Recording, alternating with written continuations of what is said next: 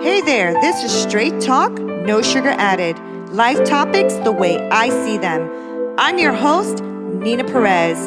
I am here to challenge and transform your thinking. No excuses. Let's do this.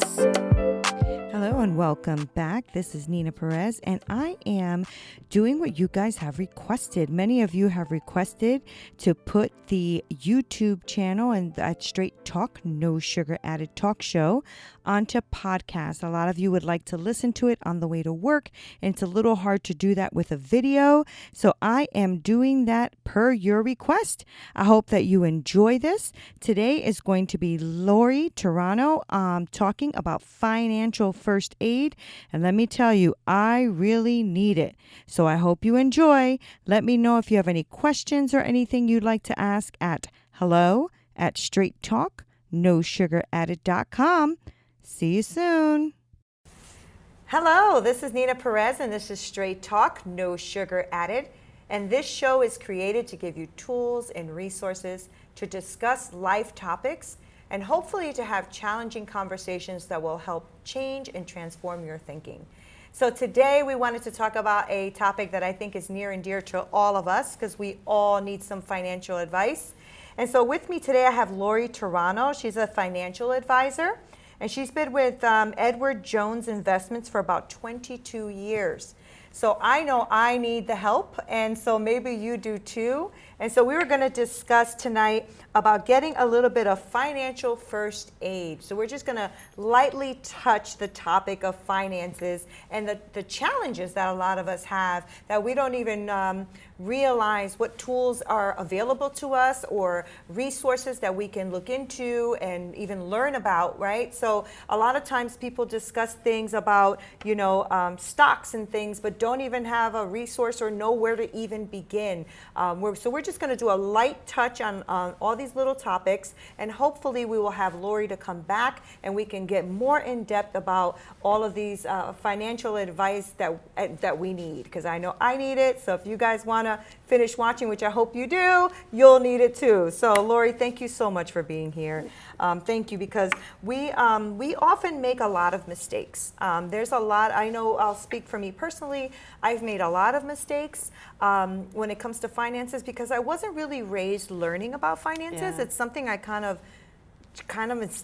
am still learning, to be quite honest. I was maybe in my 20s when I wrote my first check, and the lady at the bank had to teach me how to write it. I never ever saw a bank check being written. My mother has always done everything in cash. She still, to this day, does everything in cash. She doesn't have a bank account, credit cards, nothing. And that's just the way she's old school, and that's just the way she's always lived, and it works for her. But she still goes down to the departments to pay the light bill and the departments to pay the gas. And it's just like, wow, it's interesting, isn't it? But that's who she is, and right. And that's great. But I kind of live in a little bit of a different world, or we all do, right? So we all do a lot of either things online or whatever, which is also a dangerous thing, I think. True. Because I add to cart a little bit too often, and we're not going to get my husband involved in that one. So, Lori, what are some of the things that you see that people are doing, but that they can do better? Well, I think that the point that you just made about not getting a lot of knowledge is really key, and everybody feels it. Yeah. Because I interview people for my firm that have come out of colleges with great degrees in finance, and they're not learning about personal finance. Wow. They don't know what to do with their own money. So there's a lot of information, but there's not a lot of knowledge, and right. People aren't really being educated. And the thing that's so dangerous about that is, it impacts us personally, but mm-hmm. but collectively, if we're relying on our 401ks and our own savings for retirement, and we don't know what we're doing, you don't want to get to the end and find out that all these things that you should have been doing that you weren't is such a risk. So it's important, I think, that we begin to start looking at the things that we can do to get healthy. So tonight, if we could look at some of the symptoms that we've got a problem. I mean, some of this stuff's obvious. We can look and we go, oh, I think I've got too much debt. Yeah. That's like, you probably Sure. don't need, a financial advisor to tell you got too much debt, but there are reasons that you got that debt. Yes, And there might have been yes. things happening in your life that you couldn't control, and you get laid off from a job, or you've been ill, or you had something tragic happen, and so these are real reasons that debt has mounted. Sometimes we just spend too much, Yeah. and we're not really thinking about what's going on. For sure. Until we look and we go, well, why do I have $48,000 on my charge cards? How did that happen? How did that happen? Because that interest starts to snowball, and that Yes. becomes an even bigger issue than, you spent far less, but now it's grown and grown and grown, and you can't keep up with your payments. These are things that we've just really got to, really begin to start to tackle and to look at. But a clear sign that you've got a problem is that you don't know what's going on with your money. Yeah. Number one, if you don't really know what's going on, you're just spending money and you're kind of going from paycheck to paycheck. Yeah. And, you're drifting along and you're kind of thinking, well, I got enough for this week, or I've got enough for this month. Most of us live like that, Lori. Yeah. Yeah. Most of us live like that. I mean, you're right. I think that not knowing where you're at is really vital, I think, in all things in life, but definitely in finances, right? Correct. Because if you're right. I mean, what you said resonates with me, especially the part where how do I have $48,000 in debt, and how did I get here? And the truth is you look at it saying, I'll pay for it next week. Right. When I get paid, I'll pay for it next week. But next week, something else happens. Correct. And then you're still like, okay, so I'll just make the minimum payment. Yes. But you're right. The minimum payment never even pays the principal. At least it feels that way. Correct. Yeah. And so and it's depressing because you're Yeah. getting further and further behind, Yeah. and you're dreading opening those statements every month because it's just going to get worse. You don't have a savings account. Not having any kind of an emergency savings is a sign you got a problem. Too much debt is a problem. Really no emergency savings forces you back on the cards. So even if you pay, the card down, you're stuck having your emergency plan is back on the card again. So Right. you have that sense of oh man, I can't believe that I can't get out of this. I'm in this bondage to this card. I'm never going to get away from this debt. Yeah. But it's an indication that you really want to take a look at what's happening with you. Something too it's really critical is your attitude toward your money. And if That's you good. grew up in a house maybe where you didn't, I can tell you that this is my mother's financial plan. This is back pre-computer, but her financial plan when she had too much debt was to just start accumulating debt under somebody else's name. Right. Just make it A up lot and of go people along. do that. And you can't anymore, but that was Yep, that was what yep. she did. Fortunately for me, I had, my grandfather's influence in my life too, and he couldn't have been any more together financially. So at least I could see something, done right in my life. But, it's very easy to just kind of say, I don't want to think about it. It's too big a hole. I can't get out of it. I don't know how to get out of it. I don't want to think about it today. I can't see a path forward. Because you become overwhelmed. Yes. It's almost like weight loss, like when you want to lose weight and you look at the full amount of weight you have to lose, whether it's 60, 70, 20, 30 pounds. That's right. You become so overwhelmed that you just forget it, right? But if you looked at it as increments, I'll lose a pound this week. And only look at that 1 pound. Right, exactly. And it makes it don't a forget- little yeah, bit it definitely easier makes it to a lot chew easier. so you're right. I think what you're saying is valid, especially with the debt part. When I look at my debt, for instance, as a whole, I get so overwhelmed I don't want to look at it. It's almost like it's better to ignore it for now. I always go for now, right? But for now becomes, wow, I've been paying this credit card off for 4 years now, and I'm nowhere near paying this credit card off. It's really discouraging Yeah. because you can't feel like it's making a difference. So it's easy to say, well, that extra I was putting on the card, well, let's just take the kids out for dinner tonight. Yeah. Because it's not doing anything for me anyway. Yes. Oh. Are you reading my mail? But our attitudes about Yeah. our money, especially if you came out of a dysfunctional financial background, Yeah. or you didn't see it modeled as good as it could have been, you kind of think that's all there is. You can't picture yourself getting free financially and getting Yeah. healthy. So it's really, I think that the main thing is to begin to just be brave. Be brave and say, you know what, as scary as it's going to be, I need to lay this all out on the table, and I need to look at where I'm at. I really need to see where I am. Yeah, that's so true. I just have to get, a balance sheet. And a balance sheet is nothing more than what you owe and what you own. Okay. And you're just going to take a look at, okay, I own these things, I have this car, I have this, maybe I do have a little savings, maybe I've got some, maybe I have a house, whatever. And here's what I owe. Right. And the difference between the two is what you got to work on, Yeah. So if you've got more liabilities, more debts than you do assets, this is really a starting place. And you've just got to see it, because you're not going to get any better unless you're willing to just take an honest look at where you're at. And it is scary, but there's hope. There's really hope. Yeah, so that's what I wanted to touch on with you a little bit. I wanted to touch on with you a little bit about the hope part, right? Because discouragement is something that we are always going to have, I think, because unless you're right, unless we lay it all on the table and say, this is exactly what we need, right? So this is, that's just scary though, Lori. I'll be honest with you. That's really scary, especially because if you are uneducated, right, and how to climb yourself out of it. I know. That's when it's really scary, because you're looking at the mountain, right, and you're like, I don't even know if I have, mountain shoes to climb myself out of this, right? So this is why I wanted you to be here, because what you're saying makes a lot of sense, and I love your symptoms. So you talked about not knowing where you're at, which is super important, right? Because you're like, lay it out there, just look at it. Exactly.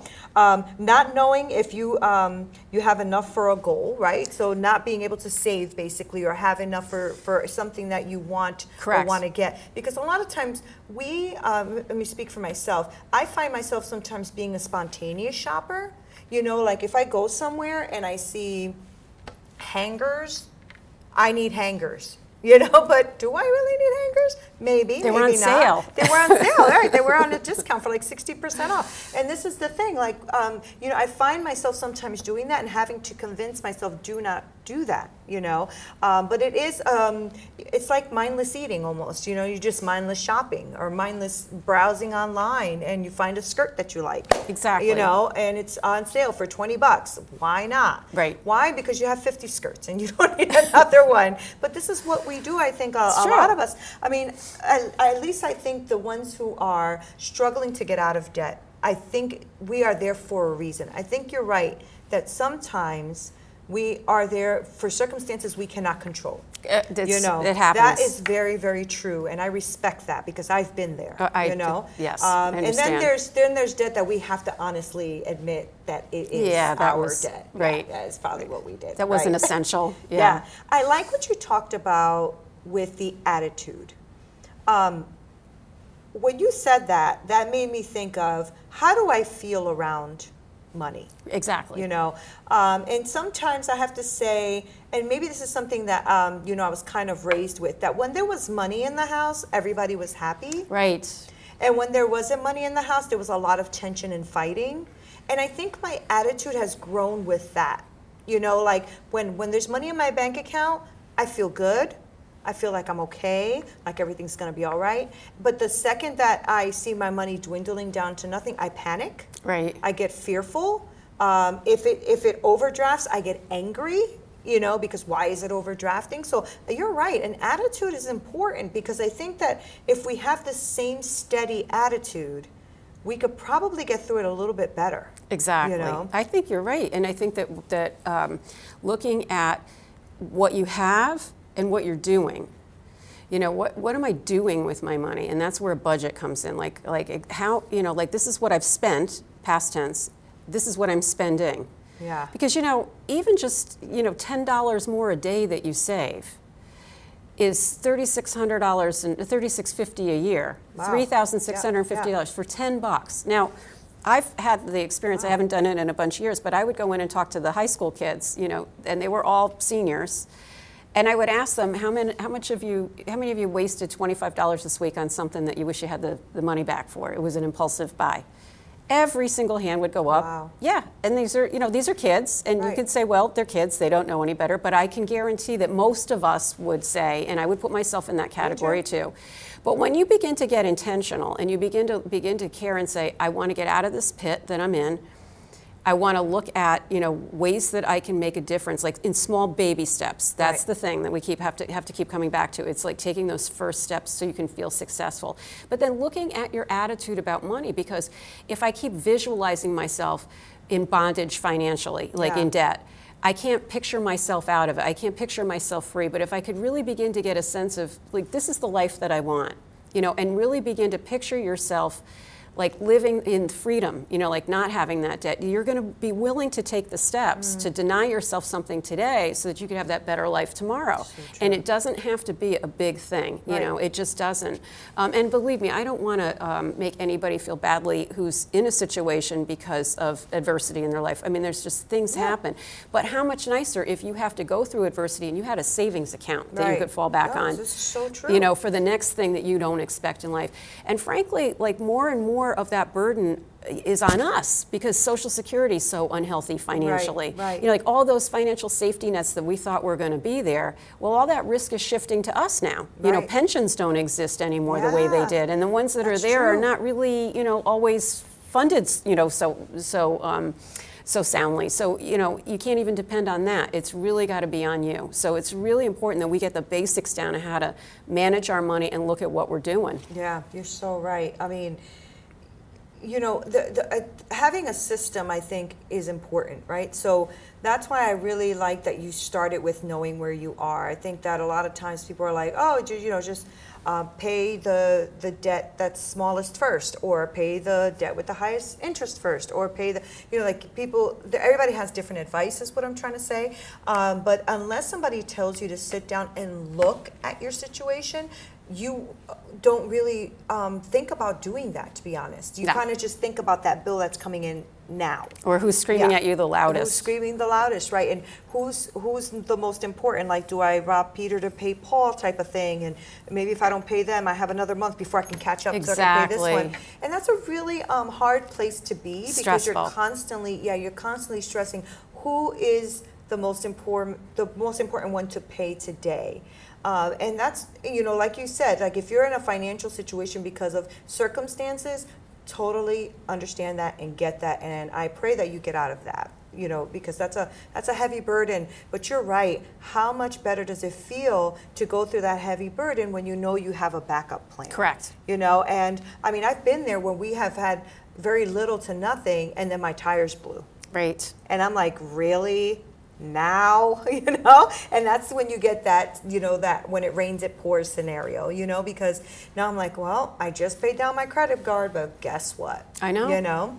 And it's like, and that's, literally what happened to us recently, like just paid down my credit card, but something else happens. Something happened, I know. and now I had no choice, right. And I'm back up again. And I'm just like, how does this happen? But I've also noticed that when I was, and I just use me as an example, maybe this will resonate with somebody. When I was looking at where I was at, I was better. Right.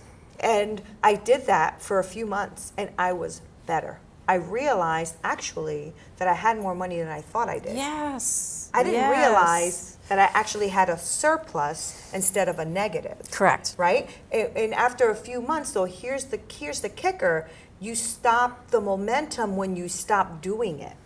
Right? So you have to create a habit. That's exactly right. Yeah. You got to get a new habit. Yeah. You have to get a new habit. It's not easy because you think that, you think you got this now. You got this a couple months. I'm good now. I'm good. Right. And you don't. Not totally. Yeah, you don't. Yeah. And I think it's because if you don't tell your money what to do, your money will tell you what to do. That's so true. Yeah. That's exactly because right. Because it tells me what I can and cannot buy instead of me telling it what I will or will not buy. Right. And there's so many ways that you can track what you're spending. So it's like if you sit down and you take a look at what you've spent and where you're at, then the next step is to just really take a look at what are you currently spending? What did you spend your money on last month? Right. For example, and if it's all out of the checkbook or you've been putting on a charge card, then you could go back and look and where, like, how much cash are you carrying around and what did you do with it? Right. So there's apps that you can get and you can download to your phone and they're free and you can snap you can scan in receipts and you can categorize those receipts so it's automatically like Walmart, it was household stuff, or Right. so you can categorize your spending and you can begin to just really track it. And I promise you that even if it's $5 a day, Right. $5, come Right, on, we spend that on Starbucks. But if Come you put on. that $5 away, Yeah. now you've got a little bit of an emergency savings, and you're really going to look and smart, go, really smart. I've got this, I've got something put away for myself. Doesn't that feel good? And then Yeah. you begin to just change how you think about your money, and you're going to take control of the situation instead of it controlling you. It's freedom. It's So absolute true. freedom. I like that you're making it feel like it's doable. It is doable. Yeah, because sometimes you feel like it's not doable. It's only doable if we circle back, as we were talking about before, to the baby step. Right. You're going to take the baby step. You're going to do the small thing. You're going to look at the 1 pound. You're not going to look at the, like the bigger, I got to lose 100 pounds. You're going to look at the one Yeah. thing that you're Yeah. trying to accomplish today and focus in on that and feel good about making sure that is, like, okay, I've done that, check. Now I can go to the next goal. Yeah. It's I really want you to talk about like a prescription, steps that we can do to get better, steps that we can do to reach our goals. I mean, you touched a little bit on them. I just kind of want you to give us like a little practical prescription on what we can do. Well, for one thing that's super, super easy, and it's got to be the easiest, is that if you are working someplace where you have a 401k or a 403b, something that can be deducted out of your paycheck to put away for you, they don't have a pension plan, but they have this account that you can put money into. That money comes out of your check before taxes. So if you're putting $10 in there, do it. Because Okay. it'll really cost you like maybe $6 in take-home pay. Now, if you don't have a 401k or anything or 403b, is there a program or You can open up an IRA, IRA. And you can do something for yourself. Okay. No pressure, put in whatever you can. But make sure that it's not someplace that you've got a debit card attached to it where you can turn around and take it back out. Oh, got it. Because an IRA, you can do that? Well, you're not supposed to until you're 59 and a half Okay. or older because you're going to get an extra penalty. Got it. But if you make sure that you're just not near enough to it, then Okay, you can got let it. that grow a little bit. Oh, kind of like my mistake with putting it in my savings, but then going and picking it out of my savings. Yes, Got too it. easy to get to. It's too So easy to get you to can this, right. build up, and you can get. Oh, and another thing too. It's like if you've got kids, you want to try and save for the kids for Yeah. school, but you don't have any real ability right now to systematically put money away every month. So what you can do is you can open up a 529 college account, which sounds hard, but it's not.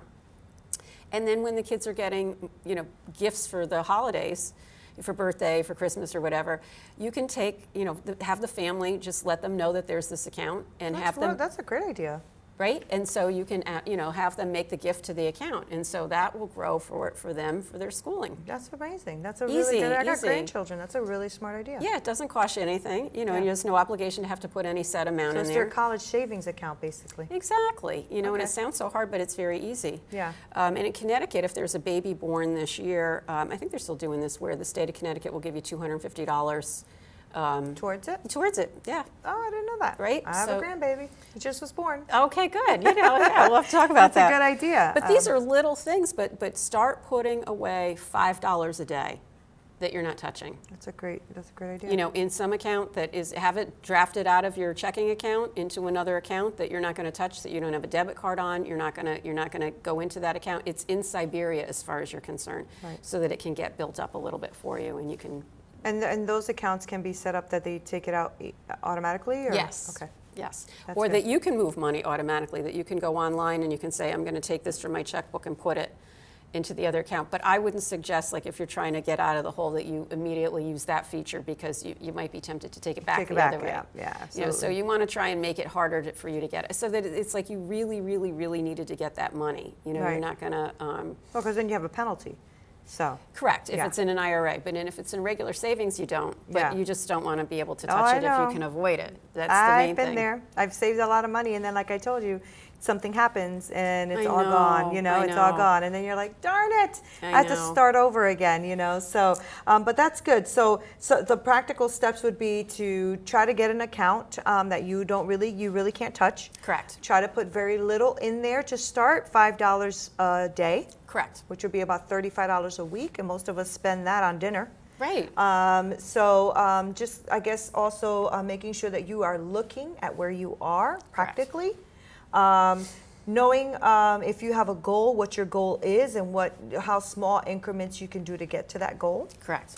And trying to not be in debt if you can avoid it, right? So watching what we spend, how we spend. Do you really need? Do you need it? Yeah. Yeah, you might want the hangers, right? You know, but do you need the hangers? Yeah, you know, like we were talking about before. True. Yeah, no, that's true. And there's a lot of times we think we need something, but we don't really need something. Yeah. We don't need the 20th skirt or whatever. Yeah. Yeah. You know, so it's really. I'm sorry. No, go ahead. What's a healthy emergency fund amount? Well, ideally, I recommend 3 to 6 months worth of expenses set to the side. 3 to 6 months. So what your expenses are. Yes. 3 to 6 months in case, God forbid, you lose your job. Right. You become ill. Something happens tragically, you can support yourself for at least 3 to 6 months. Exactly. Is that the plan? Correct. Okay, got it. And if you think there's any danger that you could lose your job, I would go on an aggressive savings plan and put as much away as you possibly can. Yeah.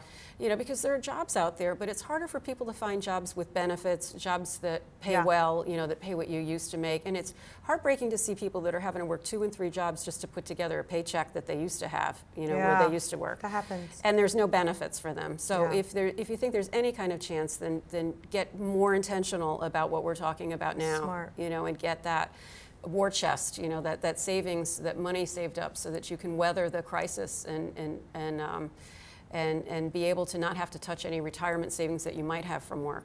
Yeah, those are great tips, and really great ideas. I mean, I think that I've often, you know, thought about savings, but never how much to save or how to even start, to be honest. You know, so what I'll do is if I have like a couple of extra $100, I'll just throw it in the savings account. But to your point, what happens is when I need it or I think I need it or something comes up, I do pull from that, right? Because I think, and this is what I'm getting a revelation out of what you're saying, is maybe because I'm trying to hurry up and do it. Right. You know, as opposed to doing the small increments and the small bites and saying, okay, so this is the little bit that I need to be doing at a time in order to make this sustainable for long term. Well, and it's easy to do that because you're not seeing what that $200 could do for you 10 years down the road.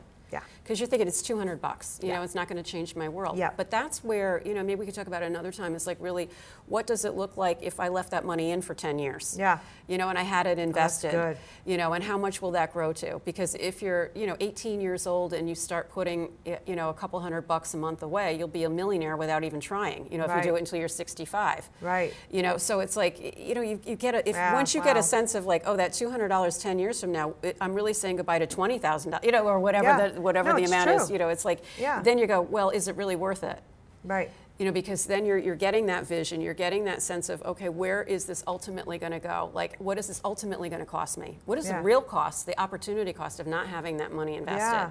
You know, nobody really thinks like that unless they are somebody who is really into personal finances, you know.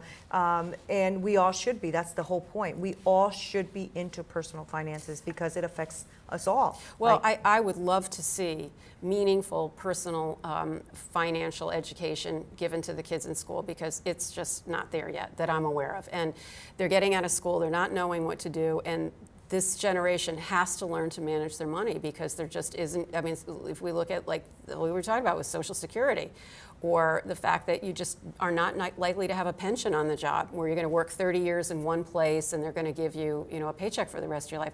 It's not likely to happen for most people. Yeah. But, you know, you're going to work and they hand you 401k information and say, here, sign up, and people don't even know what that is. It's really...